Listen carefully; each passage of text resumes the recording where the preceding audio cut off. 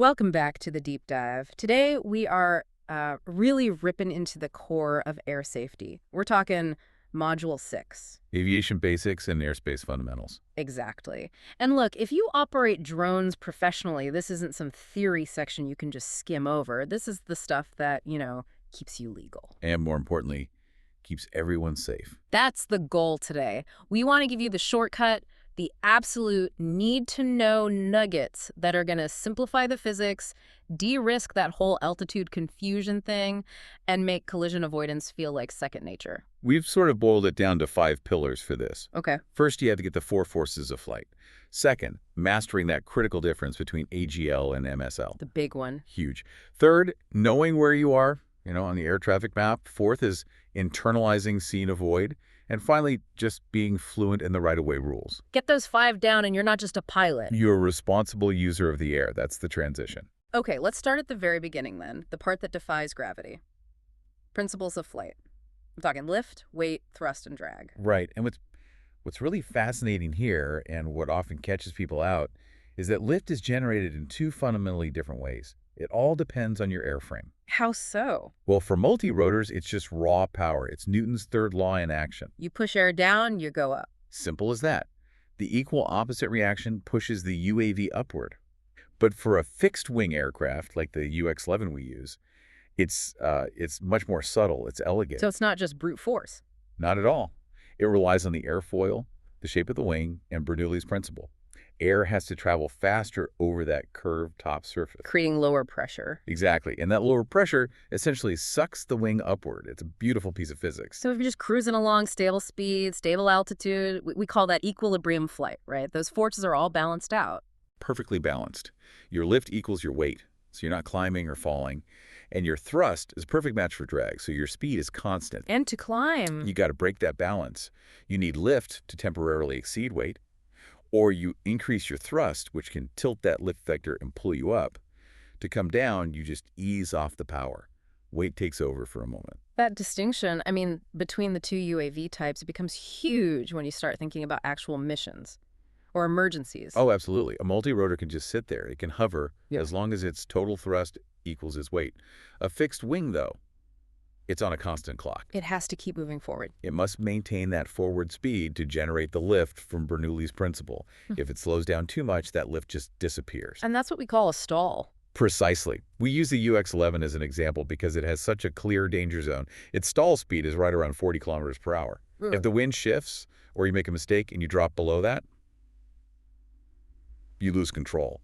Fast. Now, I know our autopilots are incredible, but why do we still need to know the physics of, the actual control surfaces? The ailerons, the elevator, the rudder. Can't we just tell the drone where to go?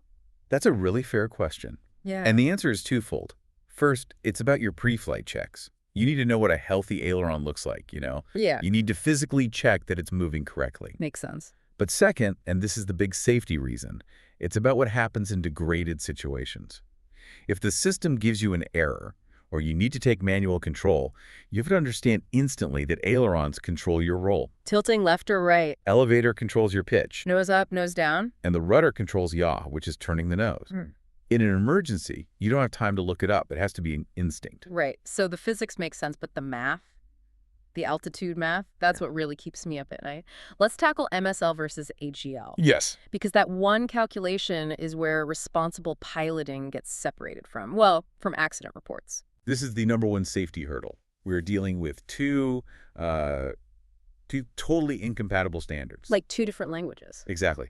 Sea level MSL is the global benchmark. It's the 0 point that all commercial and manned aircraft use, so they have a consistent reference no matter what the ground is doing below them. And AGL is just how high you are above the dirt directly beneath you. At that exact moment. And that's why everyone needs to burn one equation into their brain. What is it?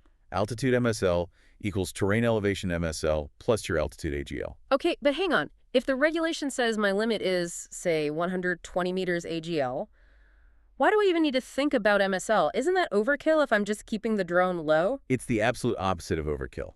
Is the mandatory safety check. The AGL limit is there to keep you clear of trees and people. Yeah. But the moment you're in the air, you are sharing that airspace. And the other traffic is not thinking in AGL. Never. They are living and breathing MSL. If you ignore the terrain's elevation, you're ignoring their safety buffer entirely. This is where that scenario we train for becomes. Yeah. Well, it becomes terrifyingly real, the one with the mountain. Let's walk through it. Picture this. You are flying, totally legally, at your maximum 120 meters AGL, but you're flying over a mountain peak. And that peak is, let's say, 1,000 meters MSL. So your actual altitude, in the language that every other pilot speaks, is now 1,120 meters MSL. Okay, now bring in the helicopter. Right. A helicopter pilot is flying a standard transit route. He's looking at his chart. He sees the 1,000-meter peak, and he decides to fly at 1,200 meters MSL. He thinks he has 200 meters of clearance. But he doesn't. The math is just brutal. Yeah. Your vertical separation is only 80 meters. That's terrifyingly close. It's barely the length of a regional jet. And it's why your pre-flight absolutely must include checking the terrain elevation on a map. You have to know your MSL altitude at all times. At all times. You have to anticipate where the manned traffic will be. And practically speaking, the controllers themselves can sometimes, well, they can muddy the waters, can't they? They really can. Yeah. A lot of consumer-grade UAVs, like a DJI Mavic, for instance, they show AGL, but it's AGL relative to your takeoff point. Not the ground directly beneath you. Which is a critical distinction. Yeah. If you launch from a valley at 500 meters MSL and then fly up over a ridge that's at 700 meters, your controller might still say you're only 120 meters up. Because you're 120 meters above where you started. But you are now 200 meters higher in MSL terms. You just have to know your equipment. You have to know what it's telling you and plan for that. All right, let's move to the map itself, the airspace structure. How do we simplify the whole alphabet soup of ICAO classes? A through G. We tell people to immediately center their world in one place, Class G. Uncontrolled airspace. Exactly. This is generally the airspace from the surface up to 700 or maybe 1,200 feet AGL. Since our legal ceiling is 120 meters, we are almost always operating in Class G. And the rule there is simple. Maximum vigilance. See and avoid. That's it. We just briefly touch on classes A, B, C, and D. Think of those as the no-go zones. High-altitude routes, major airports, you need clearance, you need to talk to air traffic control. They're highly restrictive for us. Extremely. But knowing where they are helps you understand the boundaries of your own playground. Okay, beyond the standard classes, there are those other areas on the charts, the ones that require immediate recognition. Yes, the restricted areas. We have to be able to tell the difference between prohibited, restricted, and danger areas. It's a hierarchy of risk, and you have to know it cold. First up, prohibited areas, P-whatever. These are the locked gates. Perfect analogy. Absolute, non-negotiable no-fly zones. Think military bases, prisons, national security sites. Going in there invites very serious consequences. Then you have restricted areas, Mm-hmm. R-something. Right. These are usually things like military firing ranges. They aren't always active, but you cannot fly there without specific authorization from whoever controls it. It's like a road that's sometimes closed. You need permission to use it. And the third type, the one that can be a bit misunderstood. Danger areas, D-whatever. Mm-hmm. These are advisory. They contain known hazards, maybe it's volcanic fumes or parachute jumping or temporary military exercises, but they are not technically, legally prohibited. But you'd be foolish to fly there without a very good reason. Enormous operational risk. The professional rule is simple. Unless the mission absolutely demands it and you've mitigated the risk, you just avoid danger areas completely. And the most fluid part of this whole map is the TFR, the temporary flight restriction. Absolutely. TFRs can pop up hourly, Yep. a VIP visit, a big football game, a wildfire. These things create dynamic no-fly bubbles. Which is why you check NOTAMs. Notice to airmen. Non-negotiable. Before every single flight. What was a clear area yesterday might be completely off limits today. Okay, let's pivot. Section 6.4, collision avoidance. This is it. The see and avoid principle. It's the most important safety concept in all of aviation. And the greatest responsibility really does land on us. Why is that? We have to acknowledge the unequal playing field. A pilot in a manned aircraft has this huge field of view, right? 180, maybe 270 degrees. They can see a lot. Whereas we're staring at a screen. Staring at a screen with a narrow, maybe 80-degree video feed. We are so reliant on our visual observer, our VO, scanning the sky, that technological blind spot means the burden of detection and avoidance is primarily ours. So let's get into the rules of the road, the ICAO right-of-way. What's the absolute top of the pyramid? An aircraft in distress. Right. Always. It has priority over everything else, no exceptions. After that, it's about movement. If you're converging at the same altitude, the aircraft on the right has the right of way. Like a boat. Exactly. If you're coming at each other head on, both aircraft have to alter course to the right. Okay, now here's the tricky one, I think. Altitude priority. The rule is that the lower aircraft has the right of way. But But that rule gets thrown out the window by the most urgent action of all. precisely. Don't mess with an aircraft that's trying to land. Any aircraft on final approach, whether it's a plane or a helicopter, has absolute priority over everyone and everything else nearby. You get out of the way. So you're out there, you hear that distinctive whoop whoop of a helicopter, or your VO spots a small plane. What is the immediate mandatory action sequence if it's close, let's say under 5 kilometers, and it's closing in? You need immediate, decisive, and predictable action.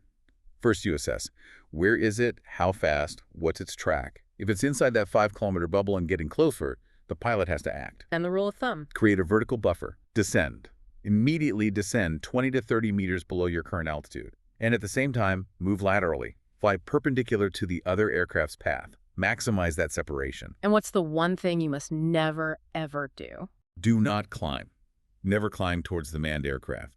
Manned pilots often descend when they encounter something they don't recognize. If you climb, you could be flying right into their escape path. So descend or move sideways. Always. And if it's exceptionally close, under a kilometer, you just land.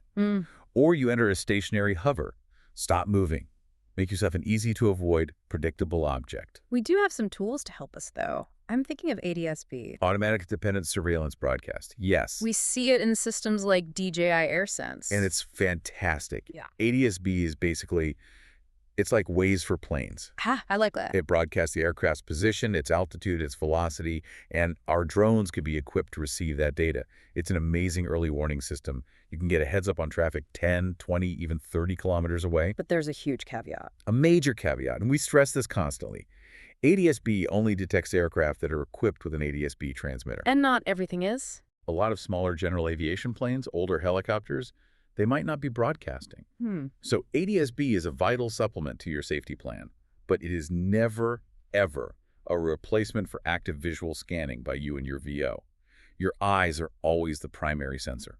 This review has really highlighted just how complex this all is. We've hit the physics of lift, the non-negotiable math of AGL to MSL. That mountain scenario. Yeah, avoiding that mountain scenario, navigating the patchwork of Class G airspace, and just accepting that ultimate responsibility of see and avoid. The professionalism isn't just in flying the drone well.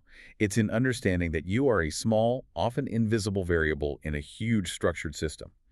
And your diligence, pre-flight and in-flight, defines your responsibility to every single person in that system. A perfect way to put it. So final thought for everyone listening. You've done the math, you checked the NOTAMs, you followed every rule.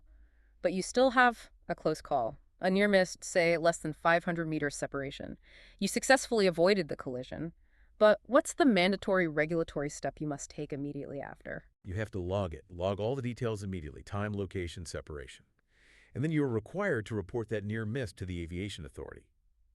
It's not about getting in trouble. It's about collecting data to make the entire airspace safer for every single pilot, manned and unmanned.